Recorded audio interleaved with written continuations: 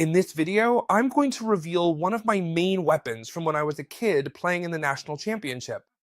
This weapon allowed me to win way too many games and way too many tournaments, alright? We're talking about first the Italian opening, okay? A super well-known opening, this one here. Knight to f3, knight to c6, bishop to c4. But it's not the Italian opening itself that I'm going to explain to you. It's an attack plan that we always have. In the Italian opening, this plan has worked for me so many times, and like I always say, it's an ace up my sleeve to use when I don't know what to play. Alright, so let's take a look at it with all the options, and let's start by seeing what happens if they play knight to f6 first. We're really going to use this plan no matter what they do to us in the Italian. They might also play bishop to c5 first, or even d6, but you'll see that the plan is really simple. They play bishop to c5, they play knight to f6. We're going to play d3. If they play knight to f6, then all the more reason. Why? Because they're directly attacking this pawn right here. So first, what do? d3, defending this pawn, and we've also developed our two pieces. Now we can develop the others easily, thanks to having moved this pawn as well. Very good. No matter what they do, we castle. Alright? And now usually they'll castle or play d6. The order really doesn't matter to us, because what we want is to develop this knight to c3 first. Notice that this isn't standard theory anymore. Standard theory would probably be playing c3, right? Or even bishop to b3, right? But we're going to play knight to c3. This move works super well among amateur players. Why? Because these kinds of setups ring, and now d6. This is the kind of setup that amateurs always play. Some super easy Italian games developing the knights toward the center. And all of that, I'm sure you've come across this many times. Alright, here we're going to play the key move. Make sure you remember this move. It's the key move for the whole attack. We're going to play bishop to g5. What this move does is pin this knight, okay? What are we threatening now? Obviously, we're threatening this knight jump. Knight to d5, putting incredible pressure on the knight on f6. Do you see it? Here, no matter what they do, they'd probably have to double their pawns. Whether they move this bishop or this pawn, because we would simply capture here and then they'd have to double their pawns. They couldn't capture with the queen because we have the knight. So here, what are we threatening? We're threatening knight to b5. That's why the best move here is quickly h6, to chase away this bishop and ask it to explain itself. However, we're not afraid of that at all, since we can just pull it back to this square here, and honestly, it does the same job from here as it does from there. And you might say, chess teacher, but here they can play g5, which is super useful and super popular, where they basically force you to pull the bishop back. Look, if they go for this plan with h6 and g5, they've already lost the game. That's right, they've already lost the game, and I'm going to explain why. We're simply going to capture this pawn with the knight. Why are you sacrificing the knight, chess teacher? Well, here's why. It's very common to sacrifice two pawns for the knight, since now there's no way to stop this threat. Notice that there are no pawns left that can chase away the bishop. Plus, this king is completely exposed. And pay attention, because I'm going to show you how to win this. It's super easy. So, what do they have to do now? Well, it's very easy. There's only one move that seems to save them, right? Imagine that here they ignore the threat and play, for example, rook to e8. They've already lost. Why? Because after knight to d5, we're going to capture this knight completely for free. There's no way to save themselves. Notice that this knight is pinned, you see it, right? So here, if they make any random move like rook to e8, we would simply win the game. There's only one move you need to keep in mind. One move you should memorize, and that's bishop to e6. Notice that it seems like I've made a lot of moves, but this plan will always work and you'll always do it the same way, okay? Give me a big like if you enjoy these kinds of videos, please.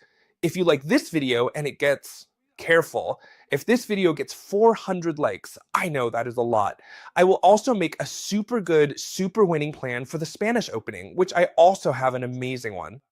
As good or even better than this one? Well, I'd say it's on par, okay? I know it's not a lot of likes, but as I always tell you, we're not the biggest channel, but we are the most loyal one, where there aren't many of us, but we're quality followers. Pay attention, the only move that saves you here from the knight's entry is bishop to f6. What do you have to do? Very easy. We bring the knight back in, no matter what. The threat is the same. And now, again, they only have one move that saves them. That's what's great about this system, right? Which move saves them? Well, logically, the only one is to take the knight with the bishop. Why?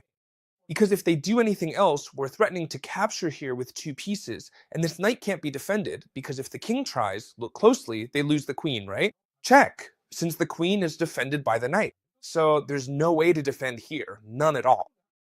The only good move is to capture the knight. There's no other way. That's why they've placed the bishop on e6. Pay close attention. If they play this plan against you, I'm going to show you now how to win. But if they don't, they've already lost on the spot. Because the threat would simply be unstoppable. How should you capture? With the bishop or with the pawn? Very important. Very important. With the pawn. And you'll see why. Very important. Attacking this knight. This knight now has two options. It can only move forward here or go back. Because if it comes here, it would simply be giving us the knight for free. Notice that it's leaving the queen undefended with the knight. It's interfering with the defense. You have to go to the side. The most common and definitely the best move is knight to a5 because it gets out of the threat and also attacks our bishop. Do we care that it's attacking our bishop? No, it doesn't matter to us. We'll just keep up the threat with queen to f3, and we're bringing all our pieces into the attack. Do you see it? Now we're back to the same position as before. We're attacking with the queen and the bishop. Two pieces are attacking, and how many are defending? Well, you can see it for yourselves. Only one is defending. Is there any way here? Any way for the black pieces to save themselves? No, but they can try to hold on a bit longer, like by defending this with the king. Do you see it? Two pieces attack, two pieces defend. Now, if we were to capture with the bishop, simply queen takes bishop. Then queen takes queen, king takes queen, and we'd end up down a piece. Why? Because they have two pieces and we have one. Remember, we sacrificed our knight in exchange for two pawns, so we can't just trade pieces carelessly. However, it's totally fine because the winning plan, pay attention because it's very simple, is to bring the other rook into the attack. That's also why it was so important to capture with this pawn, because it served two purposes. First, to drive away the knight and gain a tempo, and second, to open the way for the rook to come in. So we bring the rook that wasn't doing anything into the attack, and at this point it really doesn't matter what they do. The most logical thing they'll try is to move their rook to get their king to the other side. That's basically the only plan they think might save them. But don't worry, because it's as simple as this. No matter if they do that or something else, we're going to do the same thing and we're going to win. What are we going to do? Well, it's as simple as taking advantage of the fact that this knight is pinned. Rook to e4. We have all the time in the world, and I'm going to explain why, and you'll all understand. Notice that this king can never move. No matter how much it tries to come over here, as soon as it moves, it will lose the knight. And once it loses the knight, it will be down two pawns from the castled king, so it would be in a completely lost position. Therefore, this king can't move away from defending the knight. We have all the time in the world to bring the rook in to add it to the attack, taking advantage of the fact that we've placed this pawn here. You saw how important it was to capture with this pawn. And it might look like this rook is under attack, but it's not, because we have the bishop, as I mentioned, pinning this knight. So what can they try to do? Well, actually, it doesn't really matter to us. They can't do anything. For example, they might try bringing the queen over here, just to say something, right? And then we simply bring the rook into the attack. They can't capture either, for the same reason. And now we're threatening too many things. If at any point they capture here, sometimes you don't even need to recapture. Maybe if they had done it earlier, yes. It wouldn't have made a difference either. But in this case, look closely, we could just take here with check and win the queen, right? Why? Because they can't capture here, since we're giving a double check with the bishop and the rook. So they'd have to move the king and then capture. We'd capture here. What would have happened if we're in this situation? I'm going to go back a little so everyone understands me. As I just said, they capture this bishop of yours. Well, it's simple. I'll explain it to you. We're in this position. Let's suppose that here instead of, well, this hasn't moved, right? Instead of rook to g8, like I said, they capture your bishop. So now, well, it's our turn, we do this, and they capture your bishop here. We have to capture, of course. In this case, we should capture because we don't have a direct attack. Notice that in this video, I'm trying to explain to you, no matter what they do, how you should react. That's why this video is so thorough, okay? In this case, since we don't have a direct attack, yes, we recapture this knight, okay? And they don't have any other counterplay because notice they're in the same situation. They'll never be able to move either the king or the queen away from defending the knight. Why? Because they'd lose the piece. And whatever they do, as always, they're gonna lose the game. This bishop won't be able to come and defend the knight in any way because its path is blocked.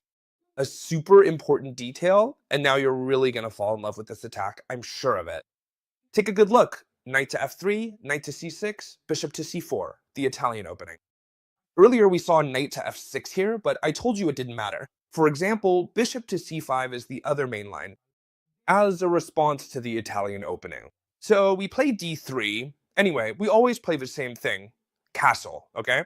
For example, if they castle or play d6, it does not matter because we are going to play knight to c3, and we usually reach this position. The move order doesn't matter. Almost all amateurs end up in this position here. And I told you that the key move here was the bishop pinning the knight. You've already seen how amazing that is, right? It's clear that here we were threatening this jump, and that's why they played h6. Good move. The bad move was g5, but what happens if they don't play g5? Well, this detail is going to win you over, and I'm sure you hadn't noticed it before. They might say, well, I'm threatening you with the same thing too, watch out, right? I'm doing exactly the same thing, and this happens a lot among amateurs. What's the small difference? That our plan actually works? Careful, we can play here. They'll say, well, I'll do the same thing, mate, but we actually can play g4. Lexi, chess teacher, why can we do it? Because they can never capture here, since this knight is pinned, and they'd lose the queen. In fact, it's happened to me many times that here they don't even realize and they capture this pawn thinking they have a winning attack, and they simply lose the queen. That is right here. We actually could play g4, so what happens here? What's the wrong move here? The wrong move is this one here, because we simply come here and when they leave, we can play g4. Well, at this point, many of you might say, but they're not forced to capture here. They can just come here, so what do we do next? Well, whether they've done this or not, our plan stays the same. Look how simple it is. Notice that now I've made it a bit more complicated so you can see it, okay? But what do we do? Again, it's the same thing, and you tell me, how do you get out of this double knight jump? The truth is, there's no way to escape. Now they can try anything, but our advantage is just too big. For example, let's suppose a move like, I don't know, they really can't do anything either. Let's suppose this one, right? Which poses some kind of problem for this bishop. In this case, it would actually be completely losing because we have to move b4, which puts on a lot of pressure. And you might say, well, yeah, this just looks like a piece exchange, right? I take here and that's it. Well, careful, because this has its details. Now, when we capture here, they have to continue, for example, with whatever they want. Let's say they capture over here, and once they do, we simply take this knight, and we're up a piece. So when they do this, they have to be aware of the threat of moving this knight. Alright, let's suppose they move this knight back to where it was. Well, we simply increase the pressure. Queen to d2, we attack the knight, bring the queen into the attack. There's no need to memorize this, it's just an example to show how easy it is to attack. This knight has to move, and once we see there's no more counterplay, we make the threat we can always make. Bishop takes knight. You could have even done it earlier if you wanted, right? They can't capture with the queen, they have to capture with the pawn. Why? Because we have the knight, and once they take with the pawn, notice how their whole king side is getting weakened, letting the queen in, and basically this attack is completely unstoppable. We can pull the queen back here to target this square with two pieces, then maybe break through with g5, bring in the rooks. As you can see, it's a very enjoyable attack to play with the white pieces. There's one thing you need to know in playing this attack. It's extremely important, and I'm going to show it to you next. Instead of showing you this thing and then looking at a game just to waste time, let's do this. I've already found a strong game where this last variation I'm about to show you is played, so we kill two birds with one stone. The video is shorter, and you spend just the right amount of time, investing the necessary time to learn this opening. Look, bishop to c4. In this game, first knight to f6 was played, then d3, bishop to c5, castling. This is all stuff we've been looking at, right? Castling, knight to c3, and d6, the key move. Bishop to g5, very good. But now something happens that hasn't happened in any of the previous variations. Instead of driving our bishop away, like we've seen up until now, they don't chase it off. When they did chase it away, pray. But what happens if they just bring their bishop here to try to trade bishops with us? Should we come in and put pressure again with the knight? The answer is yes, but with a nuance. Careful, now it's obvious that they should trade this bishop for this knight. You already know this very well. Notice that I'm showing you the good moves for black. It's clear that h6 was good, but the follow-up wasn't. It's clear that knight takes bishop here is good, but you have to pay attention to the details. It's obvious they have to capture, otherwise they'd lose here. So do we capture with the pawn or with the bishop? Well, here's where the nuance comes in. When they don't chase our bishop away, remember this. When they don't force our bishop out, instead of capturing with the pawn, we capture. We'll capture with the bishop. And this is key. Why? Because here we're going to enter a variation, an endgame, that will give us a small but very comfortable advantage to play. Now, you might say, now they really can chase away this bishop because there's no way to jump anymore. And now if you come here, this sacrifice would simply be a disaster because you'll never be able to put pressure here. So here, what you need to do is trade this bishop for this knight. And you might say, Chestiker, you're giving up the bishop pair. Yes, yes. And I don't stop there, because now when they capture, I also give up the other bishop. Why? Because look, this has been studied, okay? It's been studied and I've played it many times. This endgame is much better, no, much more comfortable to play for the white pieces. It's a slightly better endgame for white, but in terms of comfort, it's way more comfortable. For example, look, in the game we're currently watching, white simply played c3 to support the center, possibly preparing d4. And to give the queen access to both flanks, black played rook to b8, targeting this point here. So white just pushed this pawn forward. Notice that throughout, you'll see that white is much more comfortable. They bring the queen into the attack, targeting this weak spot. Notice that they always have the initiative. The only way to properly defend this point is by advancing to d5. That way they connect the pawn with the queen. And so here, the player with the white pieces, knowing this, did the following. That these pawns were going to be exchanged, right? If black doesn't do it, white will, and this file is going to open up. Take a good look at this great move. He places the rook on a potentially open file. Black captures here, white does too, and now this rook is already in its optimal position, right? Black tries to break through here because they're not doing much, and look at this excellent move. He pushes this pawn to trap black's bishop. Now, for the time being, black is down a piece. Do you see that?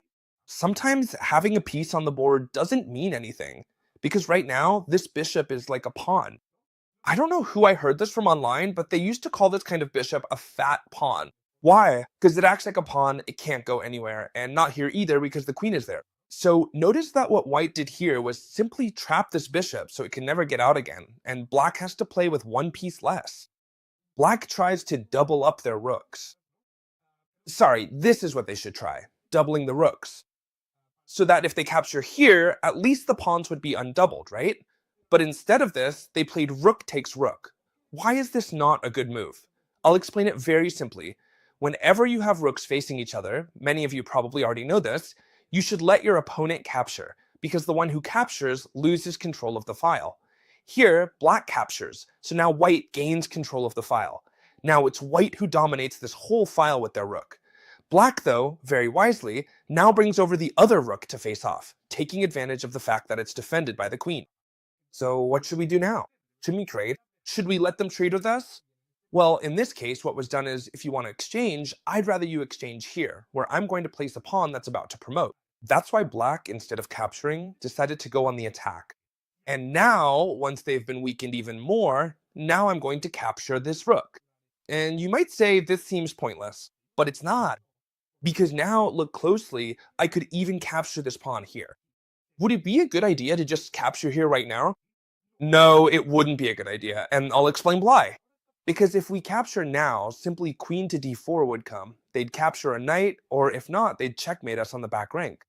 In other words, sometimes you have to be very careful with free pawns. In this case, white obviously saw it and played queen to c2, defending the queen's entry squares a bit. Here. Obviously, now she couldn't get in because we have the knight, right? It's not simple. Very well, queen to f6 in this game. Knight to d2. Look how important this move is. This knight here can't go anywhere. Not here, not there. No, no, no. So this move, knight to d2, is aiming for the following: to redirect the knight via f1. And now, where is it going to come out? Well, it's simply going to come out through e3. And notice now that this knight, which wasn't doing anything here, thinks. When the position is closed, some maneuvers have been made to place this knight. And now this knight is a beast. It has two extremely strong squares here. Notice that now the king wanted to come over here, but he would have lost the game to a check, and we would have taken the queen. That's why the king moves forward. Even so, white brings in the knight with a lot of force. Black has to move the queen because it's under attack, and now capturing here wouldn't benefit us at all. It's very simple. Whenever you have to exchange pieces, think about it. Which piece is better, mine or my opponent's? Logically, mine is better, so I'm not going to give up my good piece for a bad piece for my opponent, right? This piece looks like a fat pawn. I'm not going to give it away. So while I expand, gain a little bit of space, and see if I can win that bishop in the future. Black also wants to attack, but white simply attacks the queen, and when it moves away, comes in with the queen here to threaten to win the bishop. And watch out, because black doesn't let them react. Simply here, pawn takes pawn, wins the game. If they capture with the king, we would simply win the bishop. Simple, right? Do you see it? And if they capture with the queen, which is what happened in the game, check out what an amazing fork to finish the game in style. It's true that this game ended in a very elegant way, because black made a mistake, but if they had just captured with the king, you would simply play this and go into an endgame with an extra piece. In other words, we're winning the two. So, go over this video carefully. Save it, because if you watch it several times and really master it, you'll have an opening in your repertoire, the Italian, where you can win tons of games. If your rating is under 2000 ELO, and if it's under 1800, well, you absolutely have to play this, because it's an opening you'll see a lot, so you'll have this attack under control. I hope you loved this video.